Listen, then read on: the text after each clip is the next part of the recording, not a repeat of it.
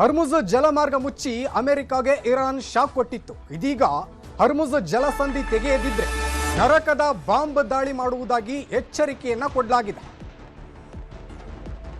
ನರಕದ ಮೇಲೆ ಬಾಂಬ್ ಹಾಕ್ತೀವಿ ಅಂತ ಟ್ರಂಪ್ ವಾರ್ನಿಂಗ್ ಕೊಟ್ಟಿದ್ದಾರೆ. ಇದೀಗ ಗುಂಡು ಬಾಂಬುಗಳ ಸುರಿಮಳೆಯನ್ನ ಸುರಿಸ್ತೀವಿ ಎಂದು ಟ್ರಂಪ್ ಹೇಳಿರೋದು. ಸೋಷಿಯಲ್ ಟ್ರೂತ್ನಲ್ಲಿ ಅಮೆರಿಕ ಅಧ್ಯಕ್ಷ ಟ್ರಂಪ್ ಪೋಸ್ಟ್ ಅನ್ನ ಮಾಡಿದ್ದಾರೆ. ಈ ಬಗ್ಗೆ ಹರ್ಮುಜ್ಗೆ ಅಮೆರಿಕದ ದೈತ್ಯ ಯುದ್ಧ ನೌಕೆ ಲಗ್ಗೆ ಲಗ್ಗೆ ಹಾಕಲಿದೆ ಅಂತ ಚೀನಾ, ಫ್ರಾನ್ಸ್, ಜಪಾನ್, ದಕ್ಷಿಣ ಕೊರಿಯಾನು ದಾಳಿ ಮಾಡಲಿ. ಇಂಗ್ಲೆಂಡ್, ಗಲ್ಫ್ ತೈಲ ಪಡೆಯೋ ಎಲ್ಲ ದೇಶಗಳು ಅಷ್ಟೇ ಇರಾನ್ ಕಡಲ ತೀರಕ್ಕೆ ಯುದ್ಧ ನೌಕೆಗಳನ್ನು ಕಳುಹಿಸಲು ಒತ್ತಾಯ ಕೇಳಿ ಬರ್ತಾ ಇದೆ.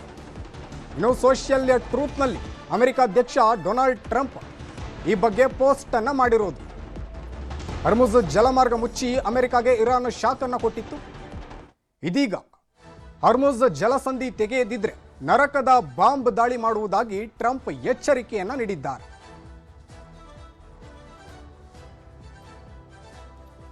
ಈ ಬಗ್ಗೆ ಡೀಟೇಲ್ಸ್ ನೀಡ್ತಾ ಹೋಗ್ತಾರೆ ನಮ್ಮ ವೆಬ್ ಎಡಿಟರ್ ಆಗಿರುವಂತಹ ರಾಘವೇಂದ್ರ ಗುಡಿ ಫೋನ್ ಸಂಪರ್ಕದಲ್ಲಿ ಜಾಯ್ನ್ ಆಗಿದ್ದಾರೆ. ರಾಘವೇಂದ್ರ ಗುಡಿ, ದಿನೇ ದಿನೇ ಒಂದು ಯುದ್ಧ ಭೀಕರತೆಯನ್ನು ಪಡೆದುಕೊಳ್ತಾ ಇದೆ.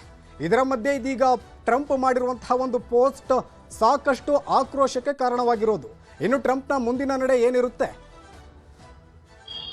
ಸುದೀಪ್, ಈ ಎಲ್ಲ ಬೆಳವಣಿಗೆಗಳನ್ನ ನೋಡ್ತಾ ಇದ್ರೆ ಇಲ್ಲಿ ಡೊನಾಲ್ಡ್ ಟ್ರಂಪ್ ಕೇವಲ ತಮ್ಮ ಮೂಗಿನ ನೇರಕ್ಕೇನೆ ಈ ದಾಳಿಗೆ ಮುಂದಾಗಿದ್ದಾರ ಅನ್ನುವಂಥ ಪ್ರಶ್ನೆ ಮೂಡುವ ರೀತಿಯಲ್ಲಿ ಭೀಕರತೆಯನ್ನ ಈ ಒಂದು ಯುದ್ಧ ಪಡೆದುಕೊಳ್ತಾ ಇರುವಂತದ್ದು. ನೋಡಿ, ನಾವು ಒಂದೊಂದಾಗಿ ಗಮನಿಸೋದಾದ್ರೆ ಪ್ರಮುಖವಾಗಿ ಇವತ್ತಿನ ಕಳೆದ 2 ದಿನಗಳ ಡೆವಲಪ್ಮೆಂಟ್ ಅನ್ನ ಗಮನಿಸ್ತಾ ಇದ್ದೆ. ಅತಿ ದೊಡ್ಡ ಪ್ರಮಾಣದಲ್ಲಿ ಇರಾನೇ ಈಗ ದಾಳಿಯನ್ನು ನಡೆಸ್ತಾ ಇದೆಯೇ ಹೊರತು ಅಮೆರಿಕ ಮತ್ತು ಇಸ್ರೇಲ್ ಎಷ್ಟೇ ದಾಳಿಯನ್ನು ನಡೆಸಿದ್ರು ಇರಾನ್ ಅನ್ನ ಸಂಪೂರ್ಣ ಕಟ್ಟಿ ಹಾಕೋದಕ್ಕೆ ಸಾಧ್ಯ ಆಗ್ತಾ ಇಲ್ಲ. ಈ ಕಾರಣದಿಂದಾಗಿ ಈಗ ಡೊನಾಲ್ಡ್ ಟ್ರಂಪ್ ಕೂಡ ಈಗ ಬೇರೆ ಬೇರೆ ದೇಶಗಳ ಮೊರೆ ಕೂಡ ಹೋಗಿದ್ದಾರೆ. ಇವತ್ತು ತಮ್ಮ ಟ್ರೂತ್ ಸೋಷಿಯಲ್ ನಲ್ಲಿ ಒಂದು ಪೋಸ್ಟ್ ಅನ್ನ ಮಾಡಿದ್ದಾರೆ.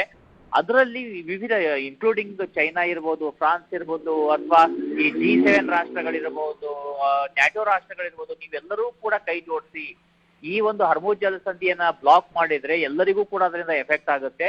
ಹೀಗಾಗಿ ನಾವು ಅದನ್ನ ಸಂಪೂರ್ಣವಾಗಿ ದಾಳಿಯನ್ನ ಮಾಡಿ ಇರಾನ್ನ ಸೇನೆ, ನೌಕಾ ಸೇನೆ ಏನಿದೆ ಅದನ್ನ ಪುಡಿಗಟ್ಟಬೇಕು, ಅದನ್ನ ಸಂಪೂರ್ಣವಾಗಿ ನಾಶ ಮಾಡಬೇಕು ಅನ್ನುವಂತ ರೀತಿಯಲ್ಲಿ ಕರೆಯನ್ನ ಕೊಟ್ಟಿದ್ದಾರೆ. ಅಂದ್ರೆ ಇದೇನ್ ತೋರಿಸ್ತಾ ಇದೆ ಇಲ್ಲಿ ನಾವು ನೋಡ್ತಾ ಇದ್ರೆ ಸುದೀಪ್, ಪ್ರಮುಖವಾಗಿ ಡೊನಾಲ್ಡ್ ಟ್ರಂಪ್ಗೆ ತನ್ನ ಒಬ್ಬರ ಕೈಯಿಂದಾನೇ ಇಲ್ಲಿ ಇರಾನ್ ಅನ್ನ ಕಟ್ಟಿ ಹಾಕೋದಕ್ಕೆ ಸಾಧ್ಯ ಆಗ್ತಾ ಇಲ್ಲ ಅನ್ನೋದು ಸ್ಪಷ್ಟವಾಗಿ ಕಾಣಿಸ್ತಾ ಇದೆ. ಯಾಕಂದ್ರೆ ನೋಡಿ, ಒಂದು ಕಡೆಯಿಂದ ನೋಡ್ತಾ ಇದ್ರೆ ಇವತ್ತು ಅಮೆರಿಕ ಎಷ್ಟೇ ಪವರ್ಫುಲ್ ದೇಶ ಇರ್ಬೋದು, ಅವರ ಬಳಿಯಲ್ಲಿ ಜಗತ್ತಿನಲ್ಲಿ ಯಾರದೇ ಹತ್ರ ಇಲ್ಲದೆ ಇರುವಷ್ಟು ಬಾಂಬು ಮದ್ದು ಗುಂಡುಗಳಿರ್ಬೋದು, ಆದ್ರೆ ಅವರು ಸುಮಾರು 10,000 ಕಿಲೋಮೀಟರ್ ದೂರ ಚಲಿಸಿ ಬಂದು ಇರಾನ್ ಮೇಲೆ ದಾಳಿ ಮಾಡಬೇಕಾಗತ್ತೆ. ಆದ್ರೆ ಇರಾನ್ಗೆ ಇಲ್ಲಿ ಯಾವುದೇ ದೇಶದ ಮೇಲೆ ದಾಳಿ ಮಾಡೋದಕ್ಕಿಂತ ಹೆಚ್ಚಾಗಿ ತನ್ನ ಒಂದು ಪರಿಧಿಯಲ್ಲಿ ತನ್ನನ್ನು ತಾನು ರಕ್ಷಣೆಯನ್ನ ಮಾಡಿಕೊಳ್ಳೋದ್ರ ಜೊತೆಗೆ ತನ್ನ ಅಸ್ತಿತ್ವವನ್ನ ಉಳಿಸಿಕೊಳ್ಳೋದಕ್ಕೆ ಬೇಕಾಗಿರುವಂತಹ ಹೋರಾಟವನ್ನ ಮಾಡುವಂತ ಅನಿವಾರ್ಯತೆ ಇದೆ. ಆ ಅನಿವಾರ್ಯತೆಯೇ ಇವತ್ತು ಅವರಿಗೆ ಒಂದು ಕಡೆಯಿಂದ ಹರ್ಮುಜ್ ಜಲಸಂಧಿಯಲ್ಲಿ ಸಂಪೂರ್ಣವಾಗಿ ಬ್ಲಾಕೆಡ್ ಅನ್ನ ಹಾಕಲಾಗ್ತಾ ಇದೆ. ಈಗ ಭಾರತ ಜೊತೆಯಲ್ಲಿ ಸಂಬಂಧ ಚೆನ್ನಾಗಿರೋದ್ರಿಂದಾಗಿ ಇರಾನ್ ಕೂಡ ಭಾರತದ ನೌಕೆಗಳಿಗೆ ಅಲ್ಲಿ ಹೋಗೋದಕ್ಕೆ ಅನುಮತಿ ಸಿಕ್ಕಿದೆ ವಿನಃ ಅದು ಅಮೆರಿಕದ ನೌಕೆಗಳಿರ್ಬೋದು, ಅಥವಾ ಇಂಗ್ಲೆಂಡ್ನ ನೌಕೆ ಇರ್ಬೋದು, ಅಥವಾ ನ್ಯಾಟೋದ ನೌಕೆಗಳಿರ್ಬೋದು, ಇಸ್ರೇಲ್ನ ನೌಕೆಗಳಿರ್ಬೋದು, ಯಾವುದೇ ನೌಕೆಗಳು ಕೂಡ ಅಲ್ಲಿ ಚಲಿಸೋದಕ್ಕೆ ಅವಕಾಶವನ್ನ ಈಗ ಇರಾನ್ ಕೊಡ್ತಾ ಇಲ್ಲ. ಇದು ಒಂದು ಆಯ್ತು. ಎರಡನೇ ವಿಚಾರಕ್ಕೆ ಬರೋದಾದ್ರೆ, ಇರಾನ್ ಇಂದಿಗೂ ಕೂಡ ನಿರಂತರವಾಗಿ ಅಮೆರಿಕದ ಸ್ನೇಹ ರಾಷ್ಟ್ರಗಳು ಯಾವಿದಾವೆ ಅವರ ಮೇಲೆ ಭೀಕರವಾಗಿರ್ತಕ್ಕಂಥ ದಾಳಿಯನ್ನು ನಡೆಸ್ತಾನೆ ಇದೆ. ಅಲ್ಲಿ ಡ್ರೋನ್ ದಾಳಿ ನಡೆಸಲಾಗ್ತಾ ಇದೆ, ಮಿಸೈಲ್ಗಳ ದಾಳಿಯನ್ನ ನಡೆಸಲಾಗ್ತಾ ಇದೆ. ಅವುಗಳನ್ನ ನಿಯಂತ್ರಣ ಮಾಡೋದಕ್ಕೆ ಕೂಡ ಅಮೆರಿಕಕ್ಕೆ ಸಾಧ್ಯ ಆಗ್ತಾ ಇಲ್ಲ. ಜೊತೆಗೆ ಇವತ್ತು ಇರಾನ್ನ ಕಮಾಂಡರ್ ಒಂದು ಸ್ಪಷ್ಟವಾದಂತ ಹೇಳಿಕೆಯನ್ನ ಕೊಟ್ಟಿದ್ದಾರೆ. ಅವರ ಹೇಳಿಕೆಯನ್ನು ನಾವು ಗಮನಿಸೋದಾದ್ರೆ, ಅವರು ಹೇಳಿರೋ ವಿಚಾರ ಏನು ಅಂತ ನೋಡೋದಾದ್ರೆ, ಮೊದಲನೆಯದಾಗಿ ನಾವು ಯಾವುದೇ ಕಾರಣಕ್ಕೂ ಸೀಸ್ ಫೈರ್ ಅನ್ನ ಒಪ್ಪಿಕೊಳ್ಳೋದಿಲ್ಲ. ಒಂದು ವೇಳೆ ಈ ಯುದ್ಧವನ್ನ ನಿಲ್ಲಿಸಬೇಕಾದ್ರೆ ಅಮೆರಿಕ ಪೂರ್ಣವಾಗಿ ಮಧ್ಯಪ್ರಾಚ್ಯದ ಸಮುದ್ರವನ್ನ ತೆರವು ಮಾಡಬೇಕು. ಇಲ್ಲಿ ಅಮೆರಿಕದ ಯಾವುದೇ ಸೇನಾ ನೆಲೆಗಳಾಗ್ಲಿ ನೌಕಾ ನೆಲೆಗಳಾಗ್ಲಿ ಇರಬಾರ್ದು. ಎರಡನೇದಾಗಿ ನಮಗೆ ಈ ಯುದ್ಧದಿಂದ ಆಗಿರುವಂತ ಹಾನಿ ಏನಿದೆ ಅದನ್ನು ಸಂಪೂರ್ಣವಾಗಿ ಭರಿಸಬೇಕು. ಅದಕ್ಕೆ ಬೇಕಾಗಿರ್ತಕ್ಕಂಥ ಹಣಕಾಸು ವ್ಯವಸ್ಥೆಯನ್ನ ಅಮೆರಿಕವೇ ಮಾಡಿಕೊಡಬೇಕು, ಅಥವಾ ಅಮೆರಿಕದ ಮಿತ್ರ ರಾಷ್ಟ್ರಗಳು ಮಾಡಿಕೊಡಬೇಕು.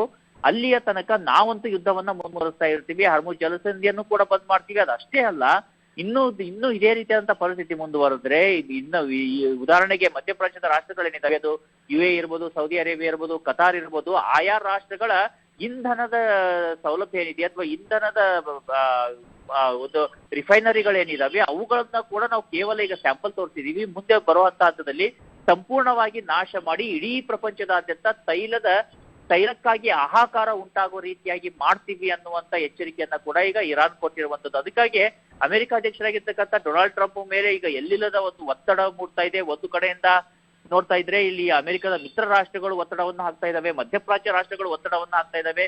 ನೀವು ಏನ್ ಅಂದ್ಕೊಂಡು ಯುದ್ಧವನ್ನ ಶುರು ಮಾಡಿದ್ದೀರಿ, ಅದರಿಂದ ಆಗ್ತಾ ಇರುವಂತ ನಷ್ಟವನ್ನ ಯಾರು ಭರಿಸ್ತಾರೆ? ಇದೇ ರೀತಿ ಮುಂದುವರಿತಾ ಹೋದ್ರೆ ಪ್ರತಿ ಬ್ಯಾರಲ್ಗೆ $300 ತೈಲದ ಬೆಲೆ ಏರಿಕೆ ಆಗುವಂತ ಸಾಧ್ಯತೆ ಇದೆ ಅಂತ ಕೂಡ ಈಗ ಅಂದಾಜಿನಲ್ಲಿ ಹೇಳಲಾಗ್ತಾ ಇದೆ. ಅಂದ್ರೆ ಇಡೀ ಪ್ರಪಂಚಕ್ಕೆ ತೈಲ ಅನ್ನೋದೇ ತೈಲದ ಹೆಸರನ್ನ ಹೇಳಿ ಕೈ ಸುಟ್ಟುಕೊಳ್ಬೇಕು, ಆ ರೀತಿಯಾದಂತ ಸನ್ನಿವೇಶ ಮೂಡುವಂತ ಸಾಧ್ಯತೆಗಳಿದಾವೆ. ಹೀಗಾಗಿ ಅಮೆರಿಕನ್ನರು ಕೂಡ ಈಗ ಹೇಗಾದ್ರೂ ಮಾಡಿ ಯುದ್ಧವನ್ನ ನಿಲ್ಲಿಸಬೇಕು. ಅದಕ್ಕಾಗಿ ನೀವು ಬೇಕಾದ್ರೆ ಮೋದಿ ಅವರನ್ನು ಕೂಡ ಕರೆ ಮಾಡಿ ಮಾತನಾಡಿ ಅಂತೇಳಿ ಅಲ್ಲಿಯ ವೆಟರನ್ಸ್ ಅಂದ್ರೆ ಸೇನಾಧಿಕಾರಿಗಳೇ ಈಗ ಟ್ರಂಪ್ ಮೇಲೆ ಕೂಡ ಒತ್ತಡವನ್ನ ಹಾಕ್ತಾ ಇದ್ದಾರೆ. ಹೀಗಾಗಿ ಒಟ್ಟಾರೆ ಎಲ್ಲವನ್ನ ನಾವು ಸನ್ನಿವೇಶವನ್ನ ಗಮನಿಸ್ತಾ ಇದ್ರೆ ಅಮೆರಿಕ ಇದೇ ರೀತಿಯಾದಂತಹ ಧೋರಣೆಯನ್ನ ಮುಂದುವರೆಸಿದ್ರೆ ಮತ್ತೆ ಮದ್ದುಗುಂಡಿನಿಂದಲೇ ನಾವು ನಿಯಂತ್ರಣವನ್ನ ಮಾಡ್ತೀವಿ, ಸೋಷಿಯಲ್ ಮೀಡಿಯಾದಲ್ಲಿ ಪೋಸ್ಟ್ ಮಾಡೋದ್ರ ಮೂಲಕವಾಗಿ ನಿಯಂತ್ರಣ ಮಾಡ್ತೀವಿ ಅಂತ ಹೋಗ್ತಾ ಇದ್ರೆ ಅದರ ಹಾನಿಯನ್ನ ಊಹೆ ಕೂಡ ಮಾಡ್ಕೊಳ್ಳೋದಕ್ಕೆ ಸಾಧ್ಯ ಆಗುತ್ತಿಲ್ಲ ಸುದೀಪ್.